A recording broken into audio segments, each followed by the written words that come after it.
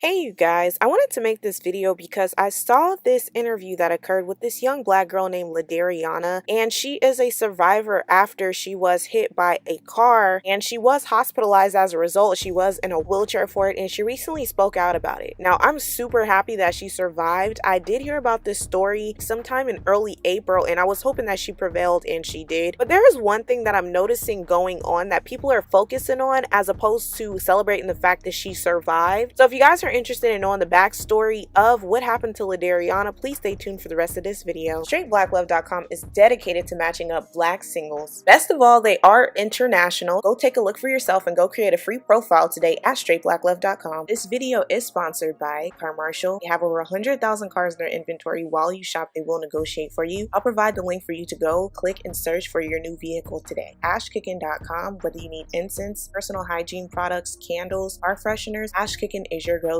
Please visit AshKickin.com. Use Paris Milan at checkout to receive 15% off. This video is also sponsored by Soulfully Scented LV. They are a black-owned hair care line that has very affordable and potent products, and they also have a physical store located in Las Vegas, Nevada on 1210 West Owen Avenue. Be sure to go and support the online store as well as the physical store today. So L'Derihanna Holmes is a young 9-year-old black girl from Lithonia, Georgia, and in late March of this year, she was playing in the front yard with one of her friends, and this car came from out of nowhere and plowed into her, and it also injured her friend as well. So as you can see in this video, this car appears to run the stop sign and it just rammed right into her front lawn. Another thing in this video I want you to pay attention to is how it appears after impact that someone jumped out of the car and began to run. Now, unfortunately, as a result, she was hospitalized and she sustained multiple injuries. Thankfully, she was able to survive after being hit by this vehicle, and after she was able to recover, she had a wheelchair, and news outlets such as 11 Alive reached out to her and they recently conducted an interview with her, which I want to play for you guys. All right, L'Derihanna, tell me,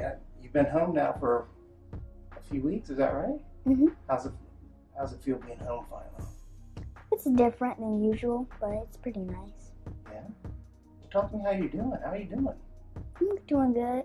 Just a few days ago, I was walking, but now I can't walk because it's gonna damage my pelvic bone even more if I start walking, so I have to use a walker and a wheelchair. How's that going? I don't really like it, but I have to do it. Doctor says. Yeah. Yeah. Tell me, can you tell me a little bit about that day that happened? Do you remember anything? Mm-hmm. What do you know? So me and Alasia, we were playing with each other. We were getting on each other's backs and everything, and then that's when we went to go sit down, and that's when right when we were about to sit down, a car came rushing through the yard and gave me most of the impact, but also damaged her a little bit. Gave her a bruised foot. And then what do you remember? Waking up in hospital. Yeah? It was pretty scary, huh? Was it a lot for you to go through? Yeah. Yeah. Tell me about your stay in the hospital. What all did they have you doing? In the second hospital, they just wanted me to sit down. They had to turn me a little bit just so I wasn't I don't know, probably damage my back a little bit more if I just kept staying down. So they had to tilt me a little bit. Okay. And in the third hospital, there's physical therapy, occupational therapy, and a bunch more. How were your doctors and nurses? They were nice. Yeah? Did you have a lot of nice people helping you? Mm-hmm.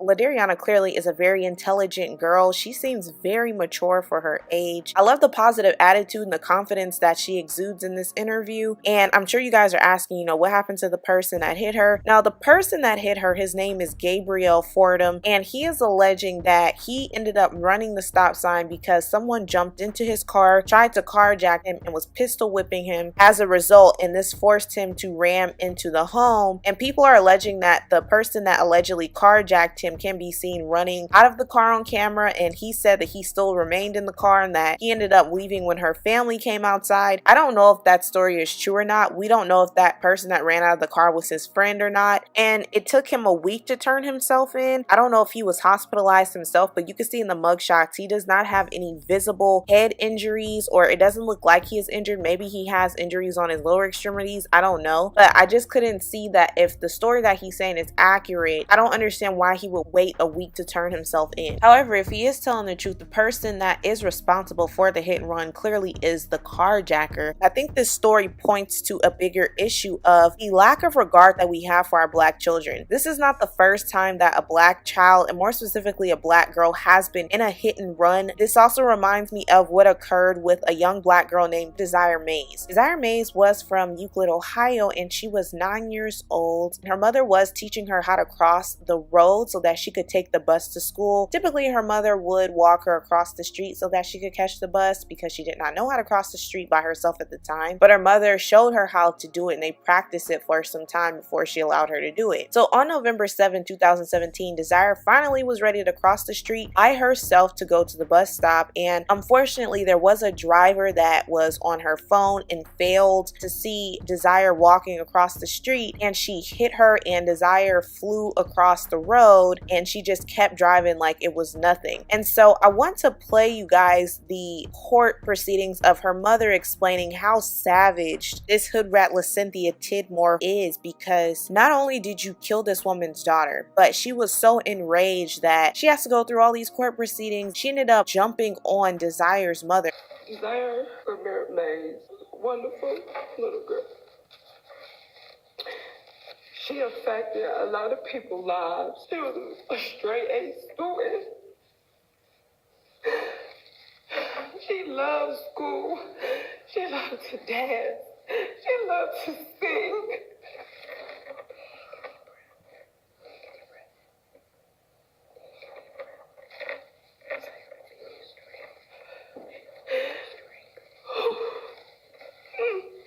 She was very respectful and very mature for her age. I was very hard on her because I know how society is. At the age of 9, she knew how to cook. She could clean. She could wash dishes.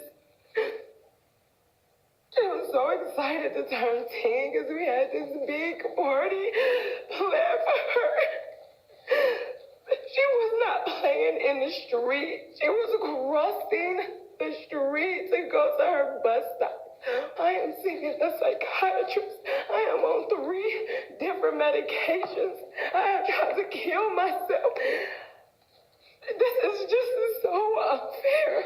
And I would have some type of sympathy for Cynthia if she just would have stopped. She broke my daughter's neck. That is how my daughter died. She died on the scene. She was in the hospital for 15 days because I couldn't let her go. When they caught this dead on arrival means she died at the scene. She broke both of my daughter's femurs. She slashed from the inside out. She broke every bone in my daughter's face. Every tooth in the front of her face was gone.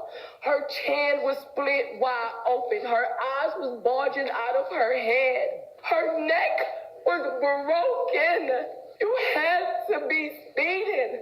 No way you was doing 30 miles. She get to see her children. Not only that, Monday, this is why my eye is like this. Why is she tormenting me like I killed her child? If you was paying attention, this would have never happened. Period. And then for you to be tormenting me, talking about some you don't want no wreck, I didn't even know that was her. I don't go following her. My family's not tormenting her. If we wanted to retaliate, we could have. Her records are open. It's public records.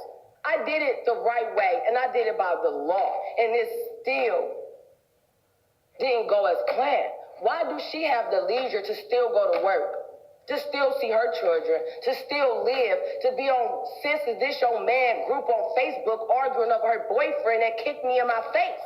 The lack of regard that we have for human life, especially when it comes to our young black girls. Like, I'm noticing this more now than ever, that it's not only some of these black men that don't value us, but it's some of these black women too. Because again, in the case with L'Derihanna, a black man hit her, and we still don't know if Gabriel is in fact lying or telling the truth. But either way, there were two black men in the car, and if the guy was in fact carjacking him, he's responsible for the hit and run. And does he represent all black men? No. And the same with Cynthia Tidmore. Does she represent all black women? No. But there is a faction in the black community that we always seem to not address and acknowledge, that we need to stop raising these effing demons. These type of people are just a complete lost cause. They don't care about their own lives, so they're not going to care about your children's lives. There was once a time in which there was a sense of community within black people where it's like your neighbors, your black neighbors would watch your kids. They would really look out for them. They would support them. They would help to raise these kids. But now it's like we have a problem with this individualistic mindset in which we are about self. We don't care about the next black person. We don't care about lending a hand to help up the next black person. We treat each other so abhorrently. How much longer can we last on the path that we're going? How do you hit a baby? And not only does the mother have to grieve, and now she also has to appear in court with a black eye because you're so indignant and refusing to accept accountability. And some of y'all wonder why you pass on generational curses and your kids end up having a series of unfortunate events occurring to them. Now, am I wishing death upon her children? No, I'm not. But what I am saying is that you cannot live out here so recklessly that you take the life of an innocent young child, you harm that child's mother, and think that you are somehow exempt from any karma coming back to you, because it may not just happen to you. It may bounce off to your children. It may bounce off to your sibling, your mother, whoever. You never know who that karma is going to come back for, all because of your dirty deeds. Now, you would think that after seeing a devastating situation like what happened to Desire, and my utmost condolences to her family, after seeing that gut-wrenching testimony, you would think that a lot of people, and a lot of black people, would be elated that L'Derihanna made it out alive. Yes, she had to be in the hospital. Yes, she had to be in a wheelchair. But can you believe that there are majority comments where people are talking about this girl's eyebrows? Now, let me be fair. You guys in the comments are making a good point that her mother is making her look a little too grown. When I saw the thumbnail, I wasn't sure how old she was because of the makeup and the baby hairs going on. But then when I heard her speak and then I saw her soft face, I realized, okay, this is a young girl. Her mother should not be putting penciled on eyebrows like that on her. I don't believe in young girls wearing makeup. Just as I did a past video where I showed that black mother dyeing her 3-year-old daughter's hair blonde, talking about this my little white girl or something along those lines. I don't believe in mothers making their children grow up faster than what they should and also living vicariously through their daughters. And I feel like that is a way to over-sexualize your child. Like, that is a massive problem, and I see it too many times, and some of us need to correct that behavior. However, can you please explain to me why is that majority of the comments is her eyebrows? You should be celebrating that she's able to speak to these reporters and give her side of what happened and how she was able to prevail and what she's going to plan to do for her future and how she's not going to let this stop her from achieving her goals. No, y'all are focused on her eyebrows, and some of y'all are dragging her for her eyebrows and not her mother. We don't know if she lost her eyebrows as a result of the accident. All we know is that this girl is able to breathe